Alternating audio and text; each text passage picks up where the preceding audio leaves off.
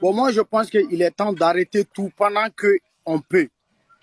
Fɛn o fɛn bɛ sen na ne kun kan diɲɛ ko ko bɛ ne kun kan n ma mɔgɔ bɔ mɔgɔ la ko ko bɛ ne kun kan a mɔgɔw k'a dan sira la dɔ kɛra n y'o fɔ n ko kumereku bɛ kuru dusuku ku tɛ kuru ni maliyɛnw y'i bolo bɔ ne kan don o don fo ka t'i sa n'i y'a mɛn ko pe i b'i yɛrɛ ɲini hali n'i jɔra parking na n'i y'a sɛbɛn ne ye parking na ko pe i b'i tunu fo ka i sa i t'a kɛ ne y'o de fɔ ma a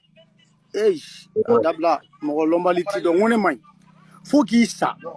i t'a ɲɔgɔn fila kɛ. Non, champion, il kɔni b'a dɔn ko ne yɛrɛ kɔni b'i dɔn. Tiɲɛ tɛ. An ka ko bɛ ko la an ka jɔ ka taa kɔrɔ caman kan. Depuis i bɛ kuma depuis adamaden yɛrɛ i bɛ kuma ni fanga ye i bɛ kuma ni fanga ye ko dɔ la ka n'a kɛ i bɛ kuma i ko muso i bɛ kuma dɔgɔya i b'i yɛrɛ hinɛ don mɔgɔ i b'i basigi depuis i t'a dɔn k'i kan k'o ko dabila k'e bɛ ka lagosi de sɔrɔ hali bi a dun man di ne ye a man di ne ye mɔgɔw y'i dɔn ni fanga min ye mɔgɔw y'i dɔn ni araji min ye mɔgɔw y'i dɔn cogoya min na e bɛ k'o bila fo ka n'i bɛrɛbɛn ne niveau ma dɔrɔn i ta tiɲɛna.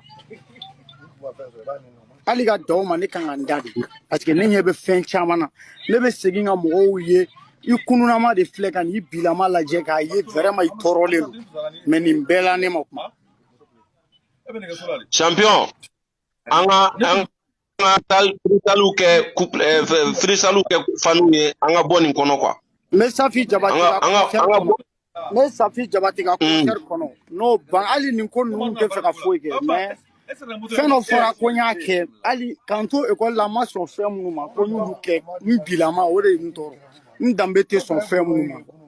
olu nkalon dan na donc maintenant n bɛ Safi ka concert kɔnɔ n'o banna ni Safi ka concert banna n b'o kɔnɔ n'o banna. Non, champion. Champion. Faut chanter. Il y a une fin de fiena. Quand tu n'y seras pas, imaginez, eka mentoré mi no eka artiste dogo. Il y a ka fuko au cadre même Iba One. Maintenant, abe kere nyana ya no. Muma fo Iba muma ke Iba One na. Mais aka silence, on a ka sagesse. O de y'a to bi ala y'a ka tiɲɛ dɛmɛ ala y'a ka tiɲɛ. Quand on est sur la voie de vérité, quand on sait chanter, quand on a des fans qui nous soutiennent. I b'a dɔn i fari don i b'a dɔn mɔgɔ ba kɔni furula yɔrɔ min na kɔni b'o tigi dɔn i fari don essaye ka ji kɛ nin ko ninnu na Chizi hali lahara a t'i janfa ne b'o dɔn o mɔgɔ tɛ la petite là elle est loin d'être de ça merci kadotigiw wallahi nin tɛ fɔlɔ mɔgɔw bɛ ka fɛn fɛn fɔ ne fa ni si tɛ fɔlɔ kana i sen da tunukala kan réseaux sociaux denw man ɲi u bɛ réseau de bɛ ka nin bɛɛ ɲagami réseaux sociaux denw bi ma u sini ma e yɛrɛ fɛnɛ kelen tɛ tagama la i kana n'a yira sa k'i ni fɛn minnu bɛ tagama na k'olu ye fu ye sa i t'u lamɛn dɔɔni. Les linges sales se lavent à la famille. A ye t'a laver famille na y'a ka bɔ yan nɔ n'a ye i deli la. Dis à la famille de m'appeler. C'est eux qui ont mon numéro. Moi, j'ai pas leur numéro. U b'i wele u b'i ɲini i fa b'i ɲini ne yɛrɛ bɛna ko bɛɛ kɛ i fa b'i ɲini mɔgɔ tɛ se ka muso furu k'a den to kɛnɛ ma o tɛ bɛn i bɛ ɲini i y'a mɛn mais ne fɛnɛ b'i den a f'i ka maa ninnu kɛlɛ tɛ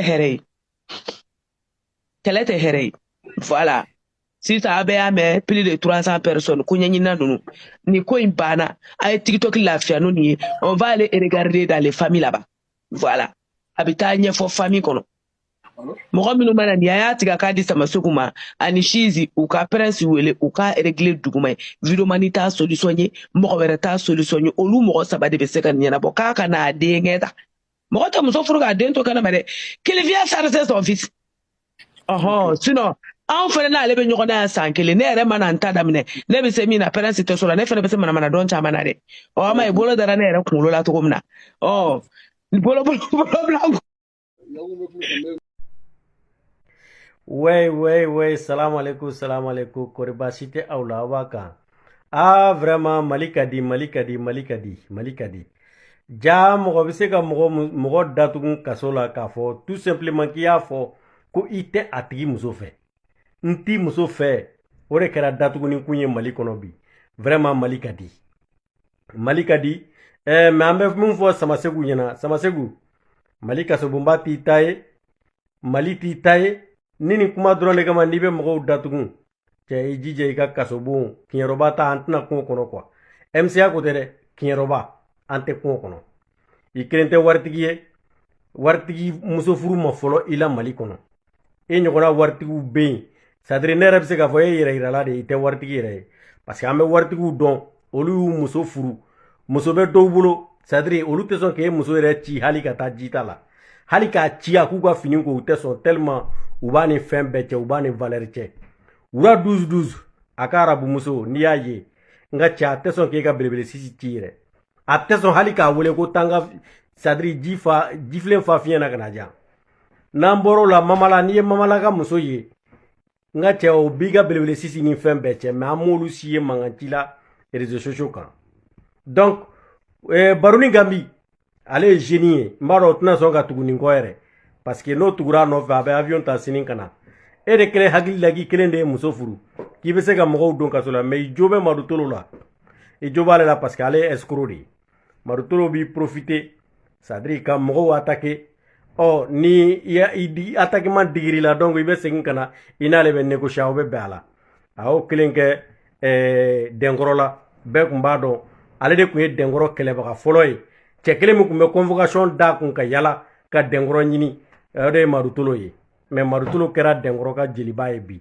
donc n'a kun wulila e fana kama ne b'a dɔn Madutolo ta tɛ foyi ye c'était ale ta kun ye escroquerie ye a kun bɛ fɛ k'a essayer k'a magɛrɛ i la mais ni k'a fɔ k'i ye naloma ye n'i kɔni bɛ mɔgɔ datugu la n ka cɛ convocation bila ka na di ne ma wa i ko mɔgɔw bɛ k'i ba neni k'i bɛ k'i yɛrɛ kɛ victime non non non e yɛrɛ de bɛ k'i yɛrɛ ba neni cɛ tɛ muso tɛ i yɛrɛ de bɛ k'i yɛrɛ ba neni waritigi y'a ma fɔlɔ i la Mali kɔnɔ waritigi ka muso furu ma fɔlɔ i la Mali kɔnɔ n'i ye kelen ta kɛlen bɛɛ dalasogo ye i yɛrɛ de don cɛ tɛ muso tɛ e yɛrɛ de don donc i k'i jɔ an ka dɔmɛn quoi i bɛ se ka mɔgɔw datugu Mali la parce que an b'a dɔn justice tɛ Mali la sariya tɛ Mali la mun ka di juge ye u b'o de kɛ donc wari bɛ d'u ma dɔrɔn mun ka d'u ye u bɛ mɔgɔw minɛ ka t'u datugu ɲininkali t'a la foyi t'a la sinon e bɛ ka mɔgɔw datugu motif mun na diɲɛ jamana si ka mɔgɔ tɛ datugu o la o tuma démocratie taara mini cɛ mɔgɔw bonya dɔɔni one love à vous tous merci beaucoup